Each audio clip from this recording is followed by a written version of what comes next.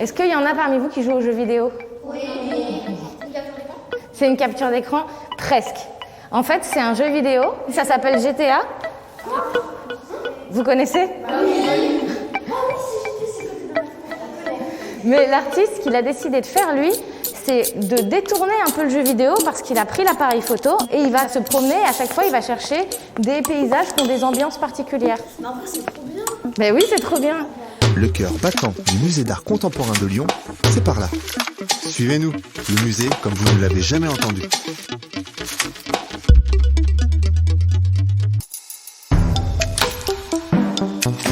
Prochain arrêt, musée d'art contemporain.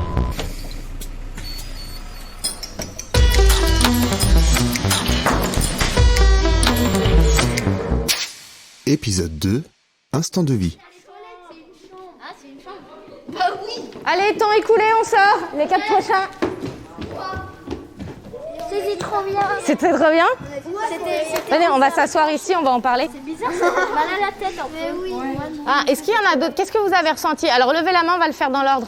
J'avais mal à la tête, enfin, j'avais la tête qui tourne. Enfin, mon cerveau il comprenait pas ce que. Enfin, j'étais dans quelle pièce.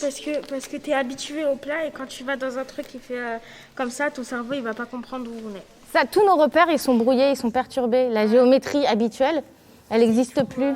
Et en fait, l'artiste, donc vous disiez, il y a les toilettes, il y a la salle de bain. Il a reproduit un appartement dans lequel il a vécu. Donc vous avez raison, ici c'est les toilettes.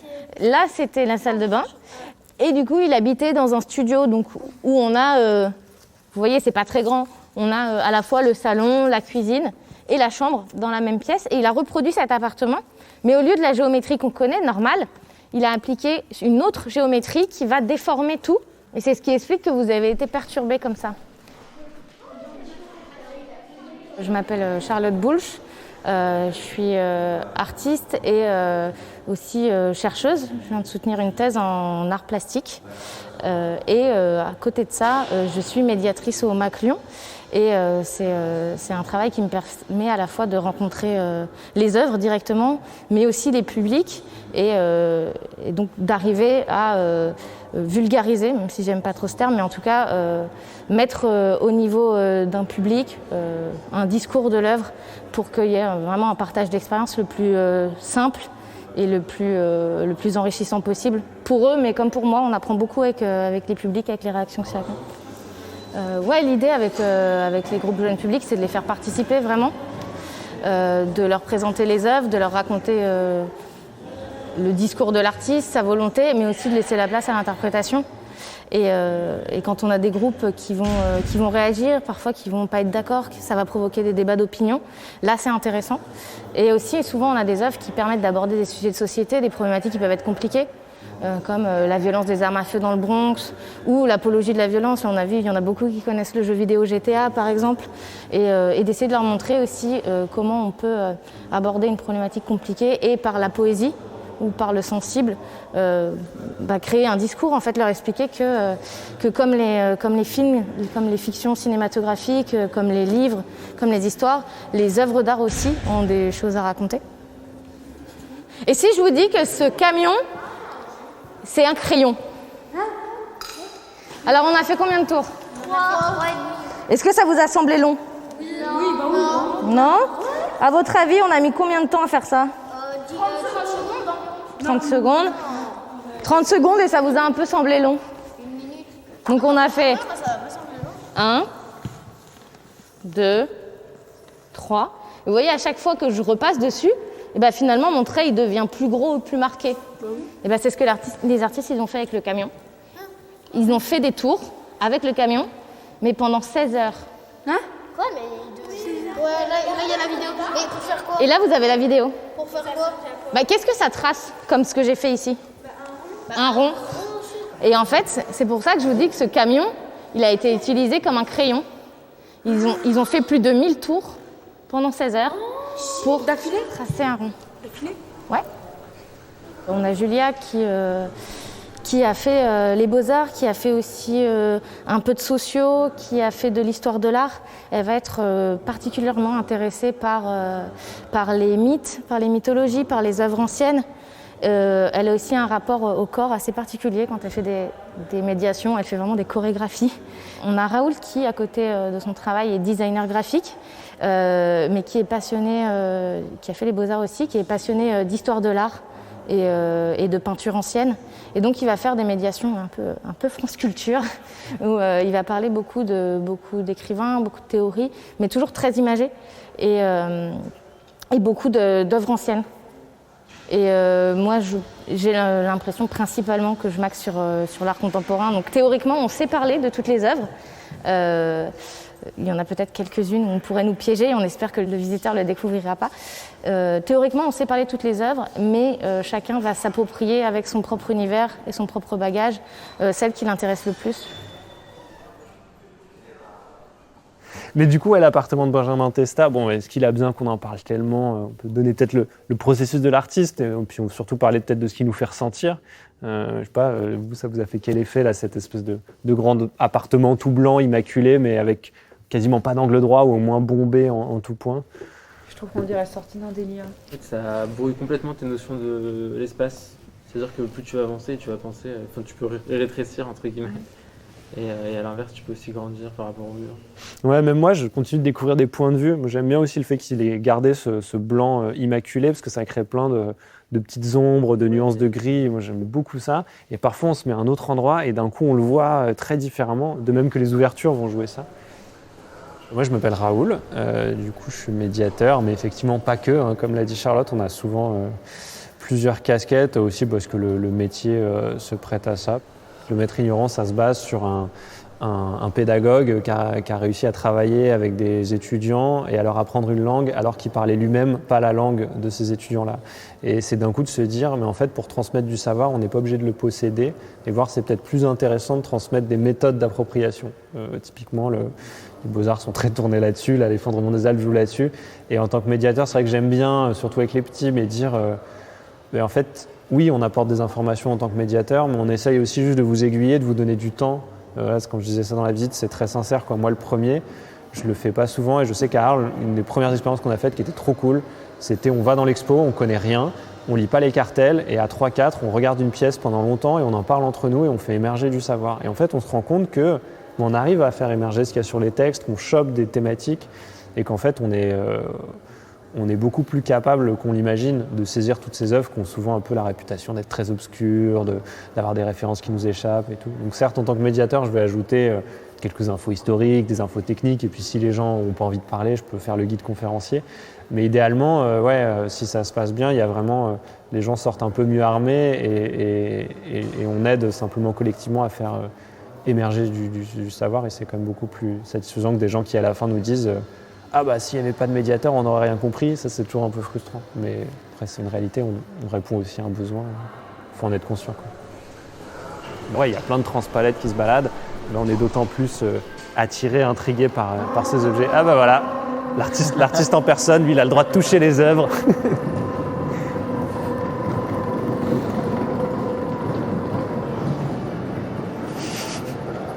Voilà Laurent Follon, à l'ouvrage. Et du coup, il déplace ses œuvres un peu comme ça, aléatoirement. Là, je pense qu'il est en train de les placer, à mon avis, parce qu'elles étaient... ouais. Elles viennent d'être déballées, ouais. Ouais, je viens de les déballer. Elles seront mouvantes. Hein. Ah, elles vont rester en mouvement pendant l'expo, du coup. Bon, on peut les bouger, selon ce qui... Ouais, les enfants me demandaient ce matin, justement, si le transpalette était mobile, parce qu'ils voyaient que la roue fonctionnait. Alors, la poubelle, on peut la bouger. La poubelle, elle est à l'entrée, là-bas. L'autolaveuse, on peut la bouger. Par contre, le transpalette, il est à moitié mobile. Il faut le porter. Donc voilà, c'est aussi ça le plaisir de l'expo actuelle. C'est voilà, on voit les artistes, on peut leur parler un peu, ce qui est toujours chouette. Venez ici. Ici, vous avez un tableau qui est peint par Claude Monet. Ah oui, ça, oui, j'allais dire. Vous avez déjà vu à quelque chose que tu as déjà vu? Monet, oui. On dirait, Vous avez vu? Du coup, il est hyper ancien, il est hyper précieux. C'est le seul qui a une petite barrière personnelle. Et là, en fait, il allait rendre visite à son fils à Londres. Et il logeait toujours dans le même hôtel, donc il avait la même vue. Et à chaque fois, il faisait un tableau. Et la particularité de Claude Monet, c'est que du coup, donc il appartient au courant qu'on appelle des impressionnismes. Et du coup, quand il peint un soleil, il peint un petit peu une impression de soleil. C'est trop beau. Oui, ça te met dans un univers. Il y a beaucoup de brouillard. Oui, je veux l'acheter. Oui, il a voulu représenter le smog. Le smog, c'est le nom qu'on donne au brouillard londonien qui est toujours sur Londres. C'est pas à vendre. Non, c'est pas à vendre. Quoi dessus? On n'a pas les moyens. Bah, Claude Monet. Mais du coup, c'est assez précieux même de pouvoir le voir. Il a été prêté par le musée des Beaux-Arts parce que c'est pas des choses qu'on voit tous les jours. C'est le vrai. C'est pour ça qu'il a une petite barrière de protection et un gardien de salle qui veille sur lui. Et le gardien, il reste aussi la nuit? Il y a d'autres gardiens la nuit. Il passe pas sa vie dans cette salle. Les gardiens, ils vont faire un Ouais. Ouais. Maintenant, t'es identifié comme suspect. C'est fini, hein. Je me prénomme John, je suis agent du patrimoine, donc mon travail principalement vise à faire 2 tâches, la sécurité des œuvres et puis évidemment l'accueil du public pour faire tout en sorte pour que la visite se passe le plus agréablement possible. La journée type, nos horaires c'est 11h, 18h, donc on arrive, on se met tous nos outils, c'est-à-dire le Toki principalement parce que nous sommes en lien avec le PC sécurité du bâtiment en cas d'évacuation ou d'incendie. Et la journée type, eh bien, on se met dans notre salle lorsque nous avons une salle attitrée. Après, nous changeons chaque jour d'étage et de lieu. Et nous surveillons, nous renseignons le visiteur lorsque celui-ci a des questions, parfois sur les œuvres, mais nos collègues médiateurs sont principalement là pour mener les visites, mais ça nous arrive aussi de répondre à ce genre de questions. L'orientation, évidemment, pour qu'ils puissent bien circuler, ce genre de choses. Voilà, on est un peu la vitrine du musée, on est les premières personnes avec qui le visiteur parle, donc c'est enrichissant d'avoir ce dialogue. Alors nous avions eu une exposition, une grande rétrospective consacrée à Yoko Ono et le premier étage était pas mal interactif pour le coup parce que les visiteurs étaient amenés à jouer avec plusieurs œuvres. Il y avait un toboggan, il y avait une salle où vous aviez un rideau de fils de perles et je me souviens d'une petite fille qui se croyait comme dans un palais de princesse et qui, spontanément, pour me remercier, m'a fait un gros câlin. Donc oui, parfois on a des moments très émouvants avec les visiteurs et on prend tout ce qu'il y a de bon à donner. Alors, je m'appelle Isabelle, je suis engagée comme agent de billetterie et agent d'accueil dans les étages. C'est veiller à ce que personne ne touche. C'est censé être la base. À la vérité, les gens sont hyper respectueux. Là où on intervient vraiment, c'est plus en interaction avec le visiteur. Enfin, en plus, c'est ce que je préfère. Enfin, être avec eux, discuter. On est beaucoup en contact, en fait, avec les gens. Les gens viennent nous poser des questions. Beaucoup de gens ne sont pas habitués, en fait. Les gens viennent, il me semble, c'est mon avis, il me semble que les gens viennent volontiers dans un musée contemporain parce que c'est plus accessible que d'aller dans des musées nationaux où on est sur des tableaux. Plus on est dans le musée, plus on regarde des choses et plus on est en interrogation parce qu'on voit des choses étonnantes, surprenantes et ça questionne. Souvent, les gens viennent nous voir pour avoir des réponses, peut-être pour les rassurer sur ce qu'ils croient. Enfin, il me semble que des fois, les gens, ils croient comprendre quelque chose, mais ils ont besoin qu'on leur dise que ce qu'ils ont cru, c'est juste. Ils viennent chercher une compréhension. Et comme on est les seuls à être dans le bâtiment du lieu, c'est vers nous qu'ils viennent. Alors c'est pas systématique, hein, y a plein de gens qui osent pas nous adresser la parole. Ce que je trouve rigolo, c'est on le sent dans leur regard. Moi, j'aime bien aller vers eux directement, puis papoter. C'est hyper agréable quand il y a plein de monde parce que c'est extrêmement vivant. Et ce qui est rigolo ici, c'est que ce musée, c'est des immenses plateaux vides. Et chaque fois qu'il y a une expo nouvelle, toutes les cloisons tombent. Et en fonction de l'expo accueillie, ils remontent d'autres cloisons ou pas. Donc, d'une expo à l'autre, on peut arriver sur un plateau où il n'y a qu'une seule immense pièce. Et puis 3 mois après, ça va être 24 pièces. Et c'est assez étonnant. Donc, on a même le sentiment de ne plus être dans le même lieu. Je me souviens de moto poétique. On avait une moto qui était enduite d'huile avec sur le côté un petit portique qui faisait très salle de bain avec une serviette posée dessus. Donc évidemment, règle sacro-sainte, il ne fallait rien toucher et pour autant, les gens ont cru que l'œuvre était participative, qu'on pouvait toucher la moto et qu'ensuite la serviette servait justement pour pouvoir s'essuyer les mains.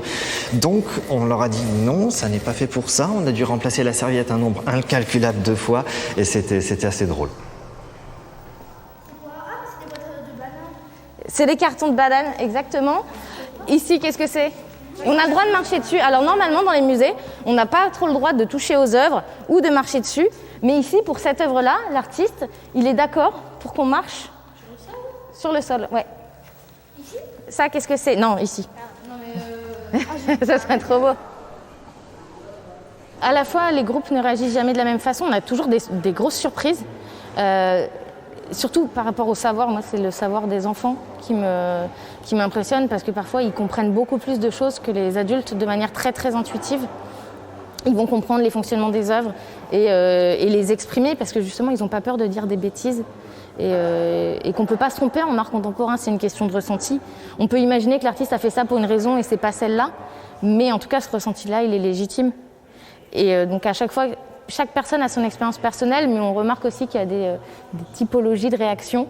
Et il y a certaines œuvres où on sait comment la majorité va réagir. Mais quand on a en face de nous des personnes, parfois souvent on a des adolescents aussi qui n'osent pas exprimer, et ben l'enjeu c'est justement d'adopter une stratégie différente, de se positionner un peu en caméléon à chaque visite et de voir que sur des personnes qui sont réservées, on ne va pas poser des questions frontales, mais des questions ouvertes auxquelles on va répondre nous-mêmes pour qu'à aucun moment ça devienne une expérience de malaise et anticiper les réactions. Si on voit que certains sont un peu ennuyés par trop de concepts, on va plus aller dans le ludique et en fait s'adapter à l'individualité de chaque personne et de chaque groupe. Mais j'ai vraiment des souvenirs de médiation où on nous dit, ouais, on avait eu une soirée comme ça, parce qu'il y avait des soirées à la Biennale, où c'était pour les gens qui avaient participé au montage de l'expo, et en l'occurrence, il y avait des comités d'entreprise qui étaient invités, et au cours de la soirée, on nous avait dit, ah, bah, vous allez voir, là, ils ont l'air d'être très hostiles, même à l'œuvre, ou des choses comme ça, donc on nous avait dit, voilà, armez-vous bien, préparez-vous, il y a moyen que ce soit un public un peu résistant, ou avec certains a priori. Et c'était peut-être la meilleure visite qu'on a fait de la Biennale, et je sais que c'était le cas pour tous mes collègues. Ils étaient trop marrants, ils étaient super curieux, ils avaient un point de vue technique sur les choses, donc en fait ils me disaient mais non mais ça tient pas, ça doit être du polystyrène, donc il y avait aussi un regard, et c'était hyper riche, c'était très joyeux, et c'était une vraie rencontre, et aussi pour nous, et c'était des trucs qui nettoient plein d'a priori. Et typiquement, moi j'adore le fait que souvent les terminales arts plastiques, ils vont s'auto-censurer déjà. Ils sont dans ce moment de maîtrise des savoirs, mais aussi de maîtrise des non-savoirs, de dire en fait il y a tout ça que j'ignore, donc attention, je ne vais pas dire de bêtises sur Monet, parce que Monet c'est sacré. Alors qu'on a des bacs pro, ils nous parlent très franchement, et c'est toujours le mec dans le fond avec ses écouteurs qui a l'air d'en avoir rien à foutre, qui va dire un truc hyper fin que toi-même tu n'avais pas vu, et qui va te donner vraiment... Et au fond c'est aussi pour ça qu'on fait ce métier, quoi. C'est tous ces moments-là où voilà, tu as des petits CM2 qui d'un coup sont hyper contents aussi. Voilà, à la fin de la visite, ça les a fait marrer, ils se souviennent effectivement d'œuvres. Déjà, il y a eu une première rencontre et c'est super chouette, quoi. Moi j'ai tout aimé. T'as tout aimé ? Ouais, c'était ma sortie de la semaine préférée. Sortie de la semaine préférée là, hein ? La maison, elle fait la tête. Elle perturbe, hein ? C'était trop bien. Moi, elle m'a fait peur. Ah, vous pourriez nous faire une signature ? Vous faire une signature, mais n'importe quoi.